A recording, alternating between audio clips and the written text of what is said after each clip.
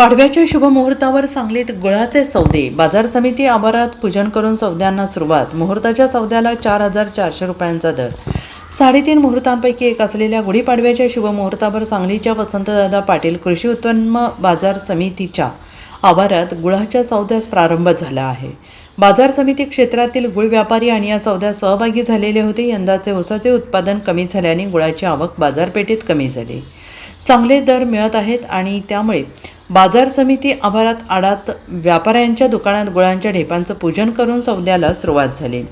सौद्याच्या प्रारंभीच गुळाला 4,000 ते 4,500 रुपयांचा दर मिळाला. यंदा ऊसाचे उत्पादन कमी झालेले आहे, त्यामुळे आवकही कमी झाल्याने गुळाचे दर वाढत आहेत.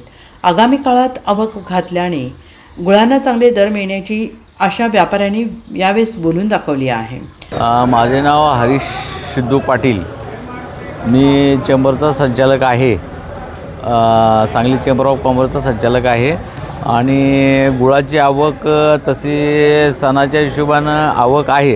तसं बाजारभाव पण चांगला आहे. खाली बाजारभाव समजायचा 4950 ते 4200 4300 रुपये भाव आहेत आणि एकदम चांगला माल असेल तर 4400 रुपये भाव आहे.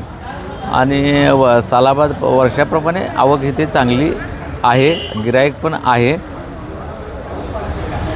मुहूर्तावर सौदे 5 दुकानामध्ये निघतात आणि ते सौदे चालू आहेत. आम्ही मार्केटर सांगली आहे, सहजानंद ट्रेडिंग कंपनी आहे. पाडव्याच्या मुहूर्ताला सर्व व्यापारी सगळ्यांना आमच्यातर्फे शुभेच्छा.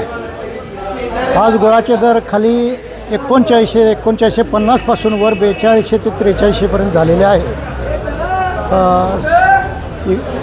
आता आवक थोडीशी कमी झालेली आहे. ऊसाचा दर जरा ऊस पाण्यामुळे जरा कमी झालेला आहे आणि कामगारांचा खर्च बी जास्त झालेला आहे. त्यामुळे दर परवडं नाही झालं शेतकऱ्यांना, म्हणून आवक जरा कमी आहे. तर यापुढे जरा जास्त मिळालं तर बरं होईल असं. Bureau report SPN Marathi, Sangli.